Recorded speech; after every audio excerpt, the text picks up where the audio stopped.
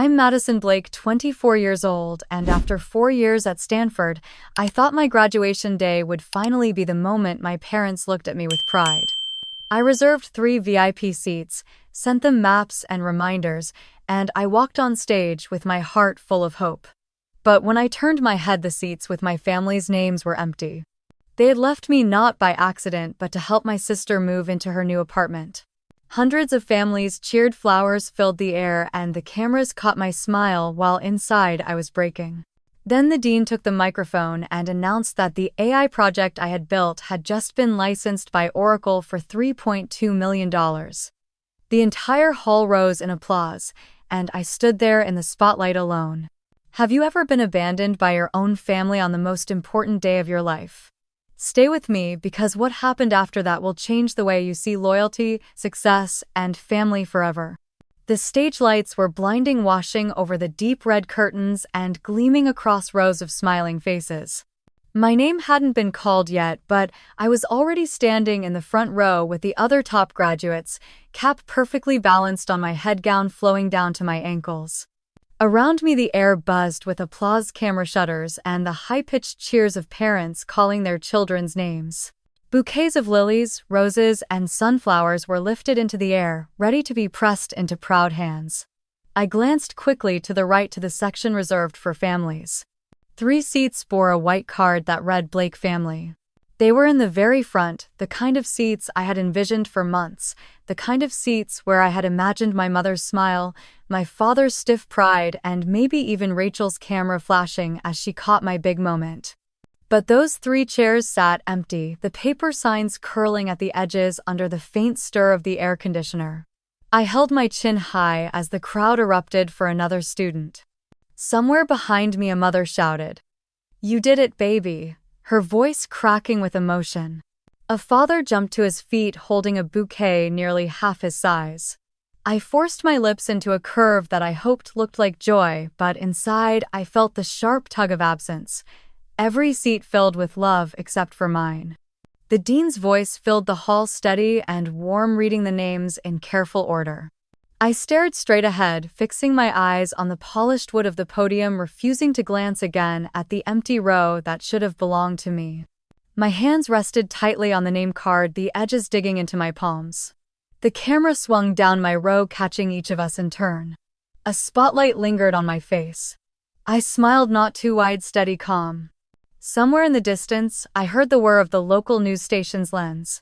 I thought about how people watching at home would see only a composed graduate, not the storm that churned beneath the surface. A whisper reached my ears. "Congratulations, Maddie," someone behind me said softly. I nodded without turning. My heart beat hard against my ribs. The applause rose again as another student walked across the stage, hugged by parents who rushed to meet them. I tried not to let my eyes search for anyone waiting for me. In that moment, my mind betrayed me, painting a picture of what was really happening. My mother, Linda, laughing as she balanced a box labeled kitchen in her arms. My father, Thomas, unlocking the trunk of his sedan in the bright San Francisco sun. My younger sister, Rachel, snapping selfies in her brand new apartment, giddy to show off the space she had barely signed the lease for. They were there carrying lamps and bags of clothes, arranging furniture, talking about curtains. They were not here, not in the hall where their oldest daughter was about to take the biggest step of her life. A burst of clapping jolted me back. The graduate before me shook the dean's hand, her parents leaping up with flowers. The cameras turned. My name was next. The announcer paused, looking down at the list, clearing his throat. I inhaled, smoothed the front of my gown, and pressed my lips together to steady the tremor. In the corner of my vision, the white cards on those empty seats fluttered again, like a reminder written by the universe. I told myself silently, "You will walk, you will smile. Even if no one is here for you." The music swelled and the audience hushed in anticipation. My pulse surged in my ears. I stepped forward, eyes fixed on the stage ahead, determined not to look back at the 3 vacant chairs that echoed louder than any cheer. And as my heels clicked against the wooden floor, the scene of my family unpacking Rachel's apartment flared in my mind, once more cruelly vivid, before I forced it down and focused on the path to the podium. That was the moment I knew I had been left on stage, not just by accident, but by choice. And I had no option but to keep walking. I kept my steps steady, but inside I was already somewhere else, pulled back into years that had trained me for this very emptiness. The silence of those 3 empty chairs had a familiar weight, the same kind of weight that had followed me from childhood. In Portland, our 2-story house had a wide porch with peeling white paint and a garden my father never quite managed to keep alive. From the outside, it looked like any other middle-class home, but inside there was a pattern, one that never shifted. My mother, Linda, loved an audience, and whenever neighbors or friends stopped by, she would call Rachel to the living room.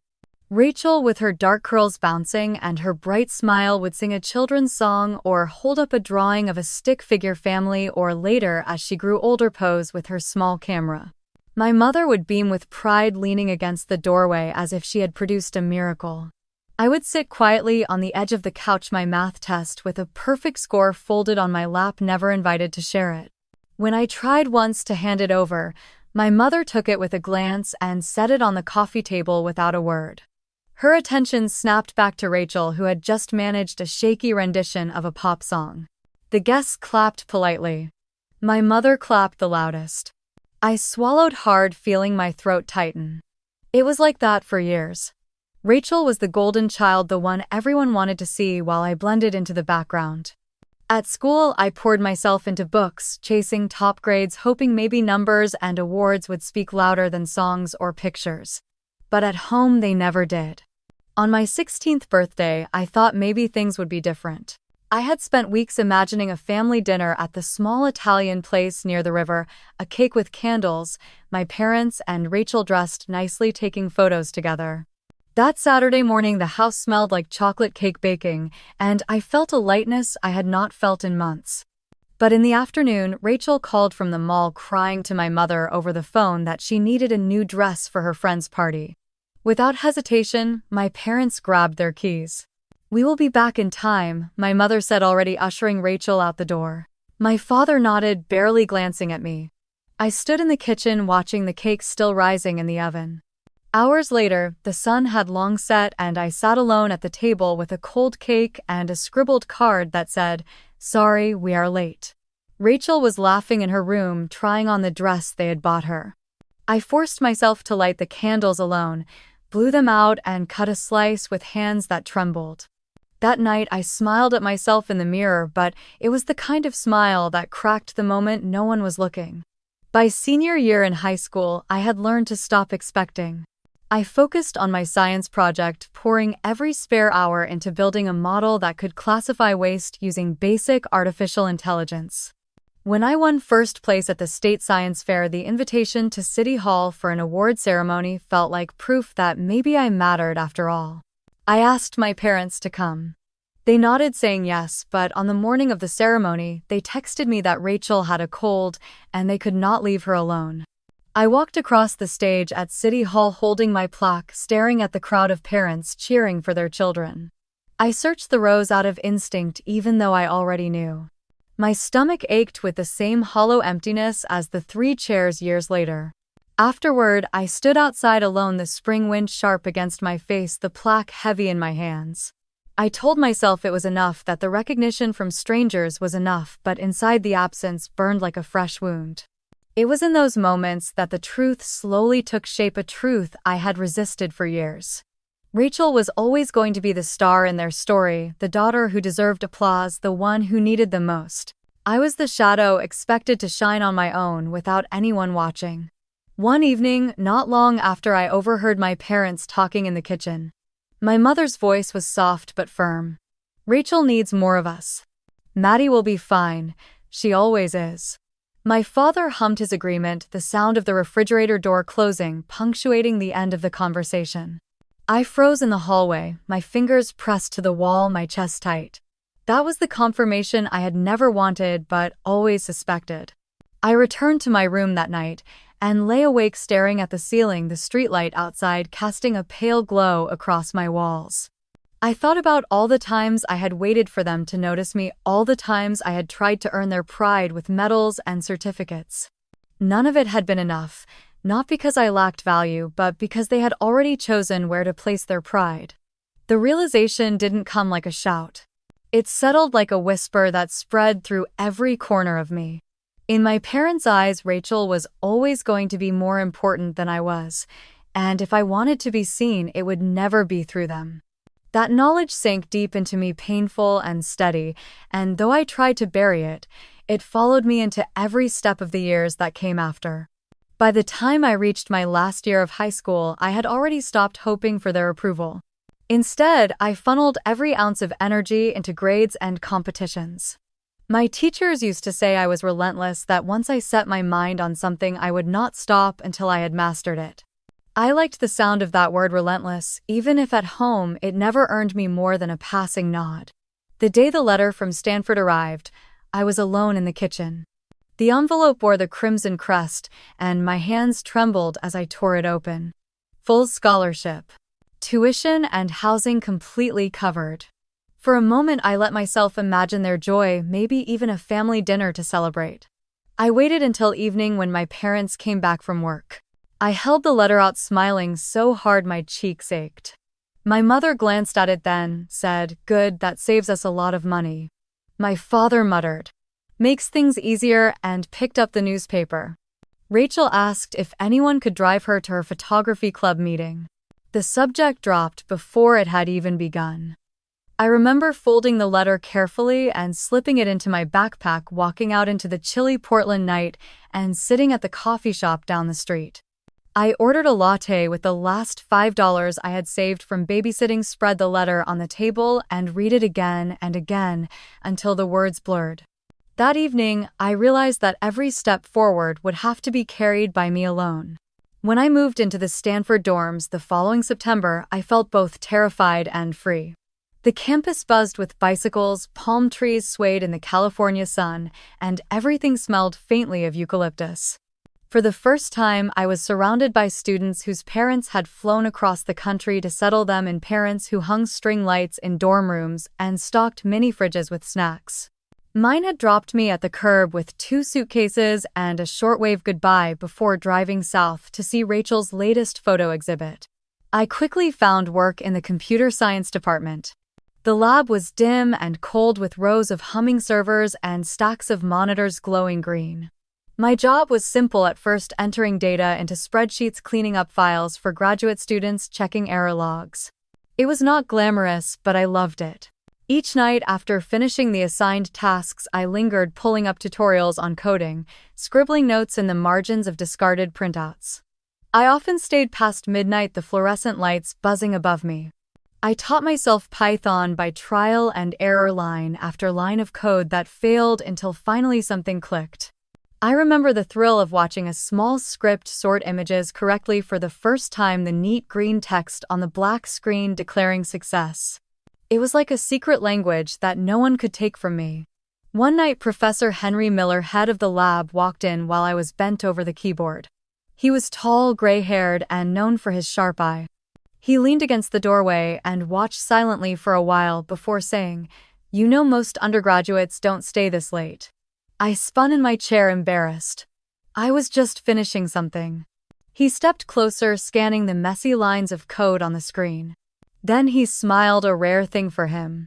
"You have potential. Don't waste it."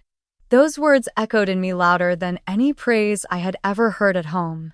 From then on, he began assigning me small projects. I would test algorithms, clean up scripts, help optimize models that the graduate students were too busy to polish. It was demanding, but every success felt like climbing a mountain that no one thought I could climb. There were nights when exhaustion nearly broke me. I would stumble back to my dorm at 2 a.m, collapse on the narrow bed, my hands still tingling from typing. The other girls in my hall went out to parties or curled up on the floor watching movies. I envied their carefree laughter, but I knew that for me every hour counted. Still, there were moments of quiet triumph.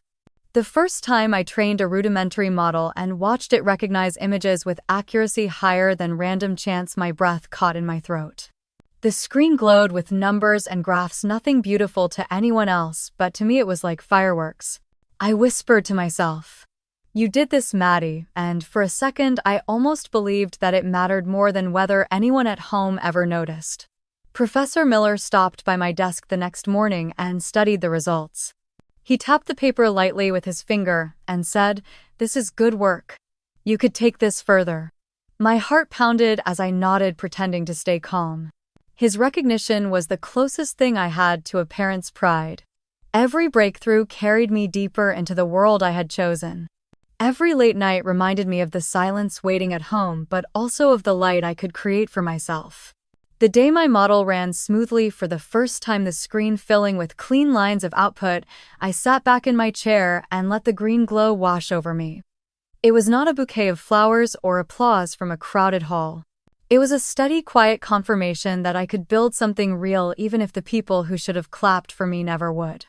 I stared at that screen until my vision blurred, feeling the warmth of accomplishment spread through my chest, and realized that for the first time I was not thinking about whether anyone would approve. I was thinking about what I could do next. The phone felt heavy in my hand as I listened to my mother's voice on the other end. She was bubbling with excitement, telling me how Rachel had just been chosen to lead her photography club's new project. How the apartment Rachel found in downtown Portland had high ceilings and so much natural light. How the landlord, even complimented her on her sense of style. My father chimed in, laughing about how they had spent an entire weekend carrying boxes up the narrow stairwell because Rachel wanted everything arranged just right before her first official shoot in the new place. I pressed the phone to my ear and smiled faintly, waiting for my name to be mentioned. Waiting for the moment they might ask about my work, my classes, my late nights at the lab. After a long stretch of chatter, my mother paused and said, "You're doing okay, right, Maddie?" I opened my mouth to answer, but she was already laughing again about how Rachel had convinced a local cafe to display her prints. My words never even formed. When the call ended, I sat on the edge of my dorm bed staring at the blank wall. The silence in my room was so sharp it felt like it pressed against my skin. I could hear laughter down the hall, doors slamming, footsteps rushing past, but inside my four white walls it was only me and the hum of the mini fridge. I set the phone down and rubbed my eyes. It was always the same. They were full of stories about Rachel and left me with a single question that barely touched the surface of my life. The next morning in the lab, Professor Miller stopped by my desk. He leaned over, scanning the code I had been running, and asked me how I felt about traveling. I blinked, unsure if I heard correctly. "There is a conference in San Francisco next month," he explained, "a gathering of researchers and industry leaders. I want you to attend, Madison. You've earned the chance to present your work." For a moment I thought he must be joking. "Present my name on a paper." He handed me an envelope with the embossed seal of the conference and told me to read it carefully. His tone was calm, but his eyes held the spark of pride I had never once seen in my parents. That night I returned to my dorm with the envelope clutched in my backpack. I set it on the desk and stared at it as if it might vanish. My roommate was out the room, dim, except for the desk lamp. My fingers shook as I broke the seal and pulled out the letter. There it was in black ink, "Accepted for presentation, Madison Blake." My name spelled correctly, printed clearly, no longer hidden in the footnotes or beneath someone else's headline. I sat back in my chair and read it again, running my thumb over the raised lettering. A small laugh escaped me, soft and disbelieving. I had grown used to being invisible to achievements tucked away in drawers, to celebrations that never came. Now here was a piece of paper telling me that someone outside my family, outside that closed circle, believed I was worth seeing. I wanted to call home and share the news, but the thought withered before I even reached for the phone. I could already hear the distracted tone in my mother's voice, the way she would say, "That's nice, honey," before shifting back to Rachel's next exhibition. Instead, I folded the letter neatly and pinned it to the corkboard above my desk. In the days that followed, the weight of that invitation carried me through the hardest hours. When I stared too long at strings of code that refused to compile, I glanced at the letter. When exhaustion pressed down, I remembered that somewhere beyond the narrow world of my family, there were people who wanted to hear what I had to say. Still, the ache of being set aside never truly dulled. One evening after another short call with my parents that revolved around Rachel's new furniture and the party she planned to host in her apartment, I lay on my bed staring at the ceiling. I whispered into the empty room. Why is she always the only one who matters? The ceiling gave no answer, only the steady hum of the air vent above me. The contrast was sharp. In the lab, Professor Miller trusted me with more complex tasks, encouraging me to test theories that graduate students struggled with.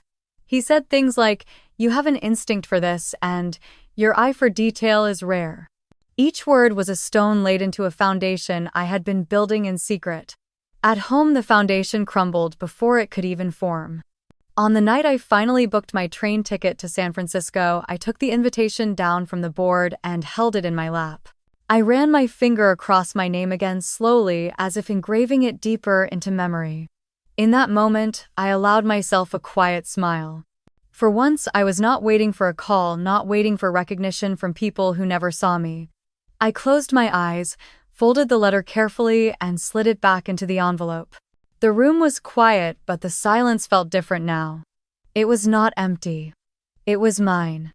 The weeks slipped by quickly as the date of graduation grew closer.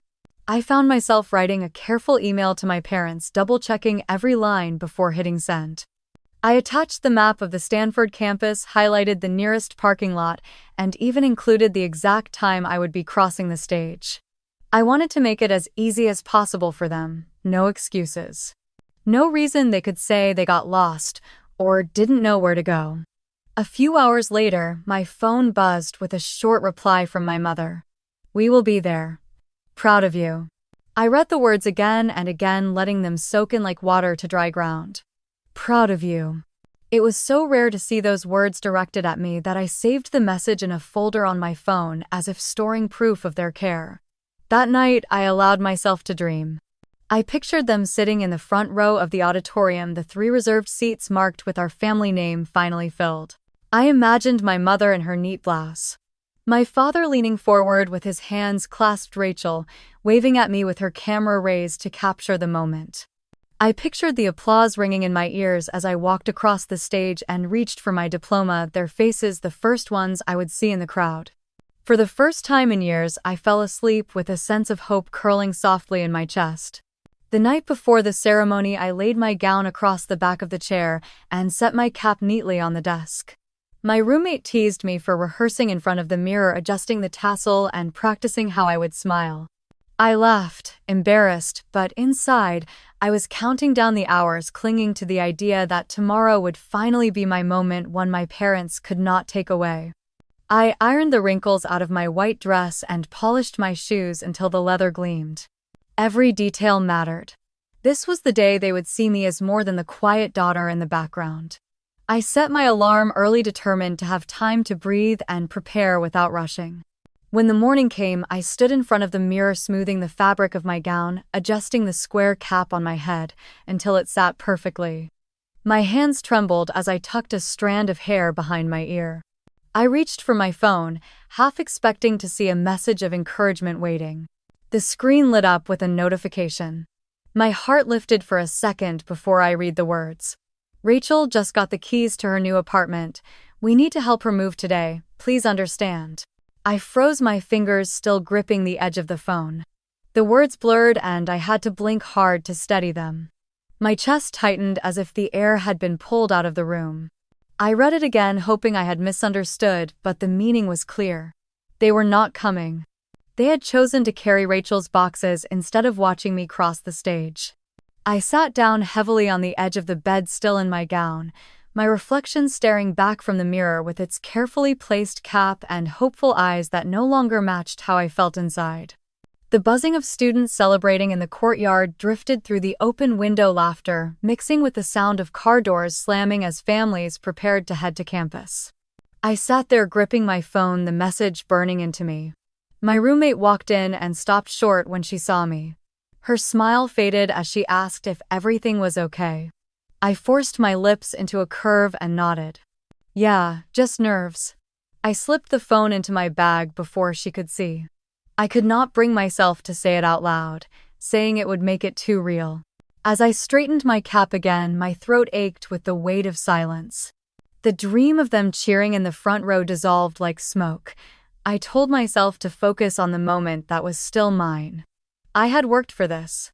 No one could erase the years of effort I had poured into late nights and endless hours of study. I stood and adjusted the gown once more, lifting my chin as if that could hold the crack in my heart together. Walking out into the morning sun, I joined the stream of students in their gowns and caps, the air filled with the scent of flowers and the clicking of cameras. Parents called out to their children, waving proudly, arms full of bouquets and balloons. I moved quietly among them, a small island in the tide of celebration. I told myself to keep moving, to keep breathing, even as the message echoed in my mind.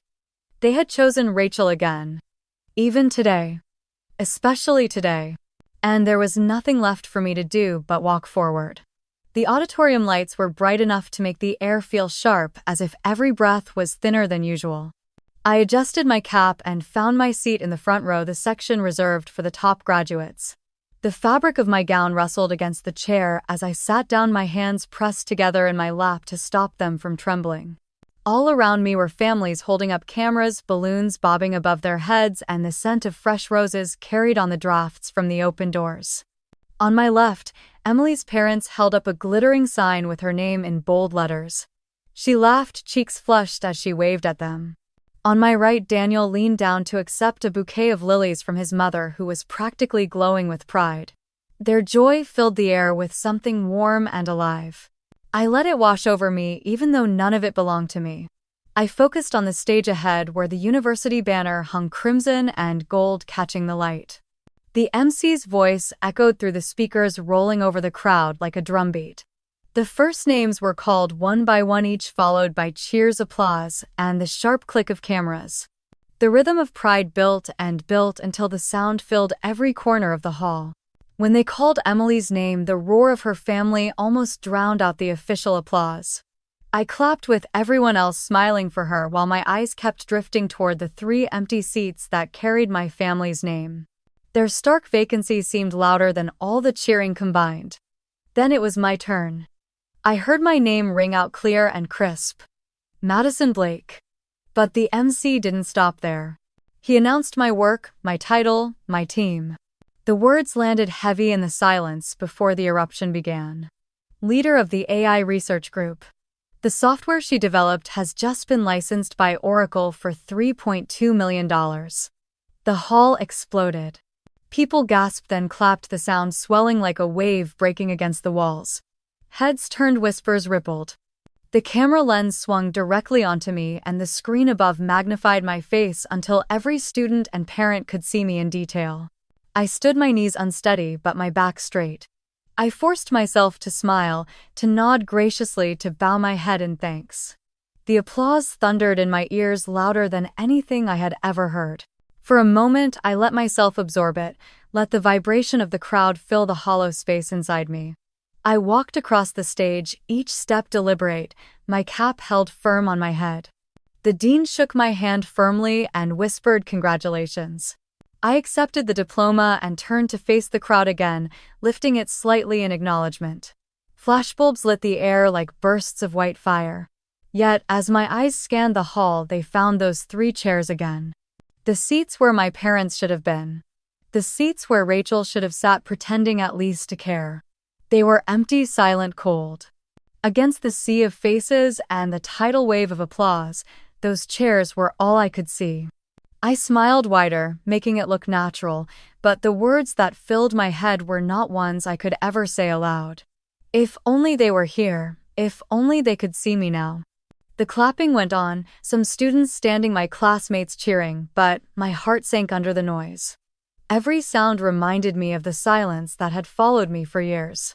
I let the audience see a proud graduate, but inside I was just a daughter staring at 3 empty chairs, wishing for something I had stopped believing would ever come.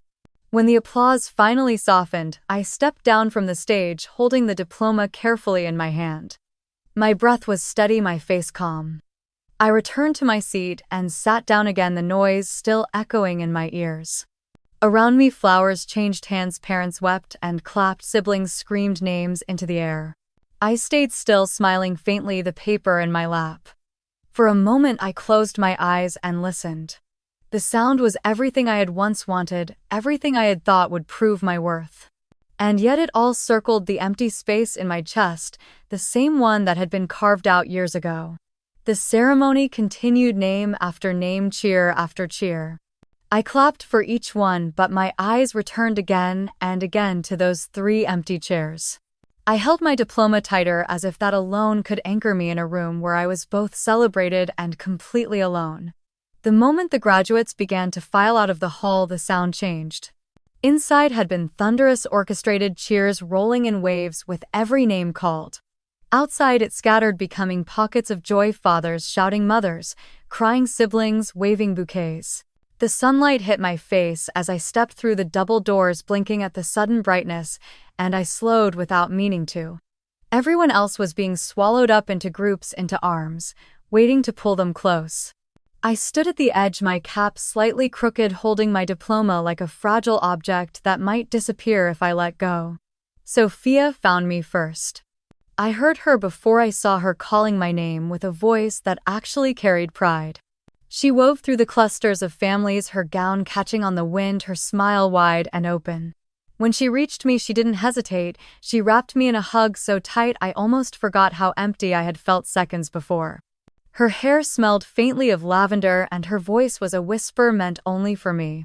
"I'm proud of you, Maddie." She pulled back then, eyes shining, and pressed a small box into my hand. Inside was a pen, sleek and silver, with my name engraved along the barrel. "For signing whatever comes next," she said with a grin. I held it carefully, tracing the letters with my thumb, and for a brief moment, I felt seen, anchored in something solid. Behind her, David hovered. He looked awkward, almost trapped in his own skin. David had never missed a chance to remind me during our early years that my work ethic was unnecessary, that I should loosen up, that late nights in the lab were pathetic. Now he shifted from foot to foot before finally clearing his throat. "You're good, really good. I didn't think you'd make it this far." I was wrong. His words sounded like gravel, like they had scraped their way out of him. I gave him a polite nod and said thank you. It was not forgiveness, not even close, but I could acknowledge that hearing it meant something. Then there was Professor Miller. His voice cut through the chaos, like it always had in lecture halls, firm but calm, precise but warm. He shook my hand with both of his, holding on a moment longer than necessary. "You've done exceptionally well, Madison. You've earned every bit of this." He looked at me as if he meant it, no hesitation, no obligation. That gaze steadied me. It gave me something my family never had: recognition without condition. All around us flashes went off. Parents posed with their children in front of banners, flowers passed from hand to hand, laughter rising in bubbles of celebration. I stood still, slightly apart, watching the tide of joy move without me. Then my phone buzzed. I slipped it from my gown pocket, the sunlight making the screen hard to read until I tilted it just right. The words were short, clean, almost sterile. "Congratulations. Call us tonight on video." For a second, my chest tightened, breath caught between ribs. My hands shook just slightly. It was as if they had remembered at the very last moment that something had happened today, something worth acknowledgement, but even that acknowledgement was bound to their schedule, their priorities. Tonight's call would not be about me. It would be about Rachel's new apartment, about the moving truck, about how tired they were and how beautiful her place looked. The congratulations was nothing but an entry ticket into her story. I stared at the words until they blurred, then turned the phone over in my hand, the back warm from the sun. My classmates were lifting each other on shoulders, parents wiping away tears, siblings jostling to get into pictures. I slipped the phone back into my pocket as if I could bury the weight of the message there too, but it clung to me cold against my skin. Sophia tugged at my sleeve. "Come on, let's get a picture together." She pulled me into the frame, her arm hooked firmly around mine. We smiled at the camera, though mine felt stiff at the edges. She didn't let go right away, as if she knew I might float off otherwise. Then her own parents called her, waving from across the lawn with flowers in their arms, and she squeezed my hand before running off. I watched her melt into their embrace, the kind of embrace I could only imagine. David snapped a quick photo with a few classmates and was gone, swallowed into another group. Professor Miller was led away by a circle of proud families who wanted to thank him to shake the hand of the man who had guided their children. Slowly, the crowd thickened with parents and friends' laughter bouncing off the walls of the courtyard. And I stood with a pen in one hand and a diploma in the other, surrounded by the echo of joy but untouched by it. My smile faded when no one was looking. My body felt rigid, as if I was balancing on a thin line between being part of something and being completely erased. The phone buzzed again, a reminder vibration that made my stomach sink. I didn't check it. I already knew it wasn't going to be the message I wanted. It was never going to be the message I wanted. So I stood tall, adjusted my cap that had begun to slip, and forced my shoulders back. If the camera lenses swung my way, they would not capture the hollow space inside me. They would capture a graduate smiling faintly, ready to walk into the next chapter. The courtyard roared with celebration, but for me the sound was distant, like waves crashing far out at sea. I breathed slowly, steadying myself, because this moment, this strange mixture of triumph and isolation, was mine to carry alone. And as I looked once more at those students embraced by their families, I pressed the engraved pen tighter in my hand and whispered silently to myself that I would never forget this feeling, no matter how far I went. That night I sat at my small desk, the dorm room quieter than I had ever heard it. The gown was folded neatly over the back of my chair, the diploma still resting in its leather case untouched since I had carried it across campus. I set my laptop down, the glow of the screen filling the dim room, and opened the video call link my parents had sent. Their faces appeared almost instantly, lit by the soft lamps of our old living room back in Portland. They looked cheerful, even energized, as if the day had been one of celebration for them too, though I knew where they had been. "Madison, honey," my mother's voice rang out brightly. "We're so sorry, you understand, right? Rachel really needed us today. The moving truck was late, and she couldn't possibly get all those boxes up the stairs alone." I nodded slowly, though my throat felt tight. "She needed you more than I did," I thought, but I didn't say it out loud. My father leaned in, smiling in that calm, practiced way of his. "You looked beautiful in your cap and gown, Maddie. We saw the pictures online. Your professor seemed proud. That must have been something." Something. The word landed like a pebble in my stomach. I swallowed and kept my expression neutral. It was something. They traded a look between them, then a look I knew all too well, the kind they shared before sliding into a request. My mother cleared her throat delicately. "So Rachel has been thinking about starting her photography studio. You know how talented she is. She has the eye, the passion. What she's missing is a little startup fund." I sat straighter, my fingers tightening around the warm mug of tea I had made earlier. I waited, though I already knew where this was going. "We thought," my father said slowly, choosing his words with an almost theatrical patience, "that maybe you could help. You have those funds now from your project, and you're doing so well. For you it wouldn't even be much." The steam from my mug curled up toward my face, carrying the scent of chamomile, but it did nothing to calm me. My voice came out quieter than I expected, but steady. "That money is from my work. My late nights. My research. It's not spare change. It's not something to hand over because Rachel wants to decorate a studio." My mother's smile faltered, her lips pressing together as she blinked quickly. "Maddie, you're making it sound so harsh. She's your sister. Family helps each other." I set the mug down carefully on its coaster, the ceramic clicking against the wood. My hands remained on either side of it, steady now. "I help when I believe in something. I don't believe in funding a dream just because she has one. I won't put my money into something I don't trust." Silence stretched across the call. My father exhaled long and heavy, his shoulders shifting as if the weight of my words had pressed into him. "We'll talk about this later," he said finally, his tone edged with disappointment. My mother's face had changed, her features tightened into disapproval, the kind she reserved for when I didn't play along with the script. The warmth had drained from her eyes, leaving a sharpness that made me shiver despite the heat of my tea. "All right then," she said curtly, as if shutting a door. "We'll let you go." The call ended abruptly, their faces vanishing into black. The laptop screen returned to my reflection, faint and distorted, as if even the glass was unsure of me. I reached forward and closed the lid slowly, the soft click echoing too loud in the quiet room. I leaned back in my chair and let the silence settle around me. Outside, through the narrow window, I could hear faint laughter from the quad celebrations still unfolding for families that had come together for the day. My room was still, but it no longer felt like a refuge. It felt like a stage after the curtain had dropped, lights gone, audience scattered. I picked up my pen again, the one Sophia had given me, turning it in my hands, the engraved letters glinting faintly in the lamplight. It reminded me that there was something I had built for myself, a truth that belonged only to me. Still, my chest ached. Not because of their absence anymore, but because I had finally said no. For the first time, I had not bent, had not softened my edges to make space for Rachel's shadow. The ache was sharp, but beneath it there was a strange steadiness. I let the pen rest across my palms and sat quietly listening to the silence grow deeper. It was cold, but it was mine. The glow of the desk lamp stretched across the page of my notebook, but I could not focus on the pen in my hand any longer.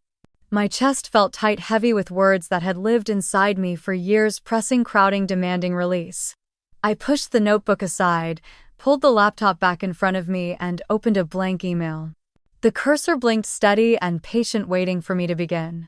I typed slowly at first, "Dear Mom and Dad," and then stopped, staring at the greeting. My throat ached as if the words themselves resisted me. For so long I had tried to make them proud, with silence, with endurance, with achievements that never landed where I hoped they would. Tonight I could not hold any of it in anymore. Thank you for raising me. Thank you for the roof I grew up under and the food you worked to put on the table. I will always be grateful for the life you gave me. The words came easier once I started, though my fingers trembled. But I cannot continue to live in Rachel's shadow. I cannot keep pretending that your choices have not cut into me year after year. I paused, biting my lip, my eyes already burning. I remembered the birthdays. I wrote, "I remember turning 16, waiting at home with a cake from the grocery store while you took Rachel to pick out her dress. You came home late that night laughing, and I blew out candles alone. I told myself it did not matter, but it did. It always did." The ache in my chest sharpened as I thought of the science fair. I remember winning the state science award. I stood on the stage with my project, looking for you in the crowd. You were not there. You stayed home because Rachel had a cold. Not even serious, just a cold. I told myself it was fine, but I kept searching for your faces anyway. My hands hovered over the keys, but I forced them down one word at a time. And today. My graduation. 3 chairs in the front row with our family's name on them. Empty. You told me Rachel needed you to move boxes. Again she came first. Again I stood alone. Tears blurred the screen, dripping onto my hands, but I kept typing, my breathing uneven. I know you love me in your way. I know you believe Rachel needs more, and maybe she does. But I need you to understand that I am not less. I am not a background character in my own life. I have worked for every step, every dollar, every recognition I have, and I cannot and will not allow you to dismiss it anymore. My vision swam, but I blinked until the words returned. I will not give Rachel the money she asked for. I will not fund her dream because you think I have enough to spare. What I built is mine. I will use it for the life I am creating. The air in the room felt heavy, thick with everything I had buried until now. I am your daughter. I love you. But I will not keep accepting silence, absence, and excuses. If you want me in your lives, it will have to be as I am. No more less than. No more overlooked. I stared at the words stretched across the screen, paragraphs that seemed to pulse with a weight I had carried since childhood. My fingers hovered over the keyboard, frozen in the final moment before release. For the first time in my life, I was not hoping for their approval. I was giving them the truth. I reread it once, then again, the sentences ringing in my head. My chest felt raw, scraped open, but also lighter, like something long locked away had finally found air. I pressed my thumb against the trackpad, the cursor sliding toward the blue button. The word "send" glowed at me, quiet and final. My breath came fast. I closed my eyes and pressed down. The screen flickered, the message gone, carried into their inbox where I could not take it back. I leaned back slowly, the room spinning faintly as the release washed over me. My heart thudded hard against my ribs, my body trembling with the aftershock of finally saying what had been unsaid for years. Tears blurred everything hot and relentless, but beneath them was a strange lightness, fragile and undeniable. It felt like closing a door. And though my eyes burned, my chest eased as if at last a chapter had ended. Boxes lined the floor of my new apartment, stacked unevenly against freshly painted walls that still carried the faint smell of plaster and dust. The place was small, barely 2 rooms, but the light from the wide windows poured in like something alive, catching the surface of the bay in a shifting glow of silver and blue. From the balcony, I could see the cranes of Mission Bay stretching tall against the skyline, and at night, the bridge lights blinked softly, a reminder that I was starting again in a city that never truly slept. I set my coffee mug on the narrow counter, leaned against it, and let the silence fill me. It was different from the silence in my dorm or the silence of my childhood bedroom. This one felt chosen. No voices echoed through the walls. No footsteps threatened to interrupt. It was mine, and it was enough. My first day at Oracle began with the echo of my own heels on marble floors and the polite nods of strangers who glanced at me with the mixture of curiosity and calculation I had come to expect. Some recognized my name from the announcement at Stanford. Others whispered that I was too young to have led something worth millions. I caught fragments in the hallway, comments cloaked in skepticism, but I kept walking. In the office, the buzz of keyboards and the low murmur of engineers surrounded me. A man at the next desk leaned back, eyebrows raised. "You're the Stanford one, right? The one with the AI license?" His tone carried both doubt and challenge. I nodded and smiled, though my pulse raced. "Yes, that's me." His smirk softened, and he said nothing else, turning back to his screen. It was the first of many such moments. Days stretched into weeks. I kept my head down and worked. At first, I was handed small tasks, cleanup assignments that no one else wanted. I did them well. Then came more responsibility. I stayed late combing through lines of code, running tests, documenting everything carefully. Slowly, the room around me shifted. People stopped glancing over my shoulder, waiting for me to stumble. They began asking for my input, sliding chairs toward my desk during meetings, including me in the rhythm of their problem-solving. There were moments when exhaustion pressed hard against me, when the weight of proving myself threatened to swallow the joy I once felt in discovery. But every time my work clicked into place, every time a project cleared a hurdle because of something I caught or built, I felt it anchor deeper inside me. This was no longer about survival. It was about building a place I belonged. Outside of work, the city offered another kind of rhythm. The nonprofit I joined met every Saturday in a converted warehouse filled with long tables, outdated laptops, and the smell of marker ink and instant coffee. Girls from neighborhoods across San Francisco filled the space, some shy, some bold, most uncertain. They were high schoolers, barely older than I had been when I first sat in front of a computer with questions no one around me could answer. One girl stood out the first week. Hannah Lee, 17, her dark hair pulled into a loose ponytail, her notebook filled with messy sketches of websites she wanted to build. She tapped her pencil nervously against the table, eyes darting toward me as if afraid I might dismiss her before she even began. We started simple. I showed her how to write her first line of code. She frowned at the screen, biting her lip as the cursor blinked back at her. Minutes later, when she hit enter and saw the text appear where it should, her face lit up with a shock of joy so pure it caught me off guard. She looked at me wide-eyed. It worked. I can't believe it actually worked. I laughed, and for the first time in weeks, it was not the quiet laugh of politeness, but the kind that shook something free inside me. That's the magic of it, I told her. You write, you test, and suddenly the machine listens. By the third session, she was building small functions, racing through exercises faster than I expected. The other girls leaned over to watch her progress, and she sat taller each time, pride blooming in her shoulders. One afternoon, she ran across the room, laptop in her arms, code running perfectly. She reached me and, without warning, threw her arms around me, her excitement spilling into the air. Thank you. No one ever told me I could do this. I froze, the smell of cheap perfume and laundry soap clinging to her sweater. My throat closed, and I felt the heat rising behind my eyes. I managed to put my hands gently on her shoulders and say, "You did this, Hannah. Not me." But as I looked into her face bright with certainty, I saw something I had never seen in my parents' eyes. Recognition. Belief. That night, back in my apartment, I sat by the window watching the city lights stretch across the bay. The apartment was still cluttered with unopened boxes, the shelves still empty, but I felt something settle quietly inside me. Hannah's eyes had held the approval I had once begged from my own family. I realized I no longer needed it from them. The cranes outside swayed slightly in the wind, and the water shimmered with the last trace of daylight. I pressed my forehead against the glass and whispered to myself that maybe, just maybe, this was the beginning of a life I could finally claim. The article appeared on a Tuesday morning, tucked between headlines about the city's housing market and a new tech merger. My name stretched across the page in bold letters, from abandoned graduate to Oracle engineer. My stomach twisted as I read, though the words were kinder than I expected. The journalist had attended the graduation ceremony, seen the empty seats, and now framed my story as one of resilience rather than pity. I had not asked for it yet. There it was, printed for the entire Bay Area to read.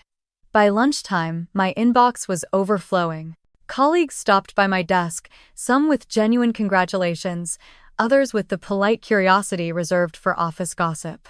I smiled, thanked them, and tried to return my focus to the lines of code on my screen, but my phone buzzed nonstop against the desk.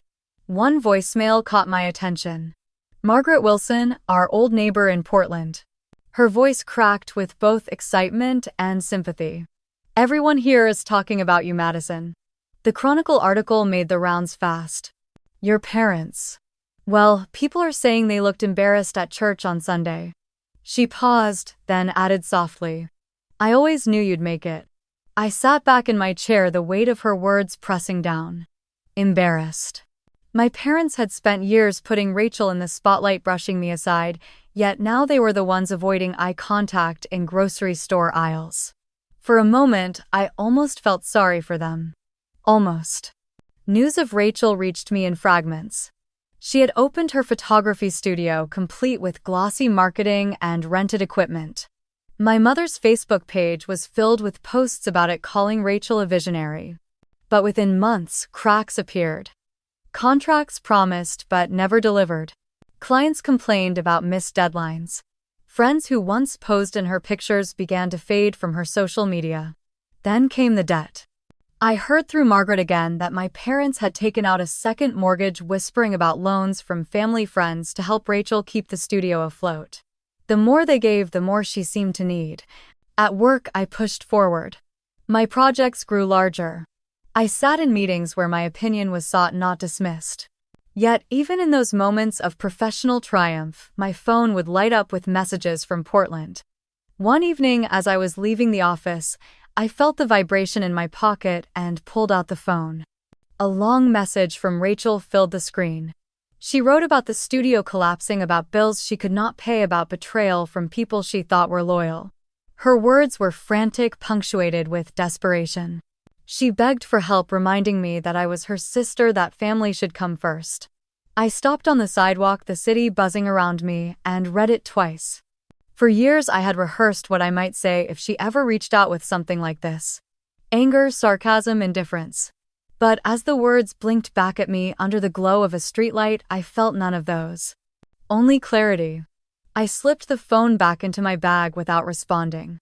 My hands were steady, my chest strangely light. By the time I reached my apartment, I had made tea and sat by the window watching the bay as the sky darkened. The phone buzzed again. Another message, this time shorter. "Please. Just something small to get me through." I set the cup down gently and looked at the screen. The desperation was almost palpable, as if I could hear her voice trembling. But I had nothing left to give her. Not because I lacked the means, but because I had finally accepted that her failures were not mine to fix. My parents might drain themselves to patch the holes she kept tearing open, but I would not. I placed the phone face down on the table and let the steam from the tea brush against my cheek. A smile tugged at the corners of my mouth, not cruel, not triumphant, but calm. For the first time, I felt no guilt in saying no, even if it was only in silence. Outside, the city moved as it always did, lights flickering across the water, cars threading through streets that had learned to hold both triumph and collapse without judgment. I leaned back in my chair, folded my arms, and let the moment settle over me like a long-awaited answer.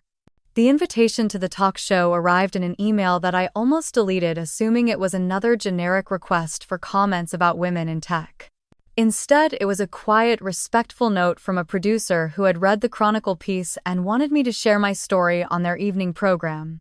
I stared at the screen for a long time, feeling the familiar tug between hiding and stepping forward. Then I wrote back and said yes.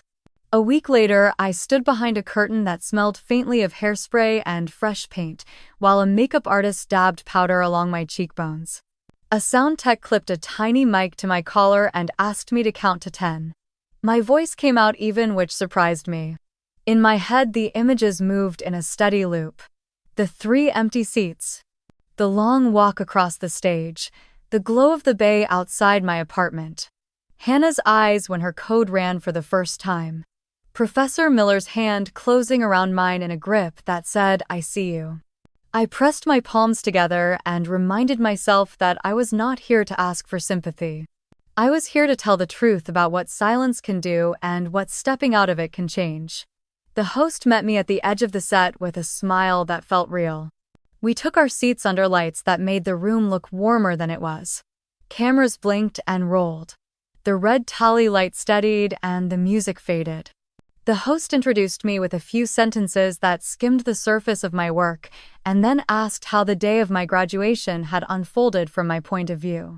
I breathed once and began. I said that the hall was full and the air felt thin, that the sound of other people's joy had a weight to it.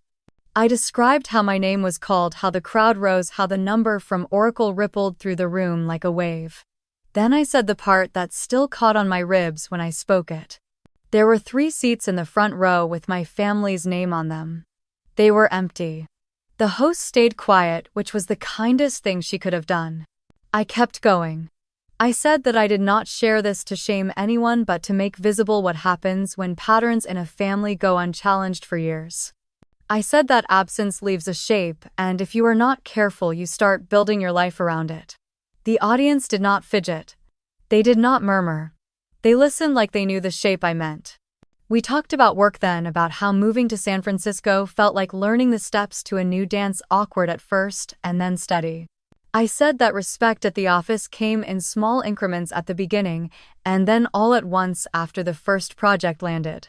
I mentioned the nonprofit on Saturdays and Hannah's laugh when the screen finally did what she had asked it to do. The host smiled at that, and so did I. She asked what I would say to the younger version of myself who sat alone at a kitchen table with a cold birthday cake, or who looked out from a stage into a crowd where no one waved back. I felt the answer loosen in my chest, simple and clear. I said that the biggest lesson I have learned is that value is not something you beg for, it is something you create and give to yourself. If you wait for someone else to hand it to you, you will spend your life standing in a line that never moves. For a beat, the studio was quiet. Then the audience applauded, not loudly, but in a way that felt like agreement. A woman in the first row pressed her fingers to her mouth and nodded. The host thanked me and moved the conversation toward the future, toward what I hoped to build next, toward what mentoring meant to me now that I understood what it had done for me in the absence of family praise. I said that I wanted to make rooms where girls did not have to shout to be heard, where they could try and fail and try again without being labeled too much or too little. I said that the point was not to replace one spotlight with another, but to show them how to build their own light and carry it. After the show ended, the host squeezed my hand and told me her daughter had started taking a coding class. A producer thanked me for being candid. A camera operator nodded as if we had exchanged a message neither of us needed to say out loud. I walked out of the studio into a dusk that smelled like the ocean. The evening was cool enough to raise goosebumps along my arms, but the air felt clean in my lungs. I drove without turning on the radio, letting the quiet fill the car. The city slid by in streaks of gold and red streetlights fluttering to life, windows widening into little stages where other people's dinners and arguments and lullabies were unfolding. I could have taken the quick way home. Instead, I turned toward the bridge, the long red sweep of it rising out of mist, like something built to hold not just cars but the weight of decisions. The wind picked up as I reached the span, and the cables began their low, familiar hum. The sun was dropping toward the lip of the Pacific, laying a band of copper across the water. Seagulls tilted and corrected in the currents as if the air itself was a river and they could read its bottom.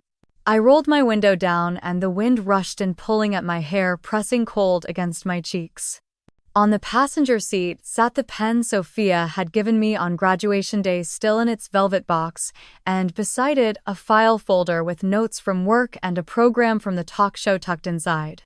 I pressed my palm lightly to the folder to keep it from shifting when the car moved, a small instinct to protect what I had chosen. I thought of Rachel's messages that I had never answered and of the way my parents had fallen into silence after my email. I did not feel a lurch of guilt this time.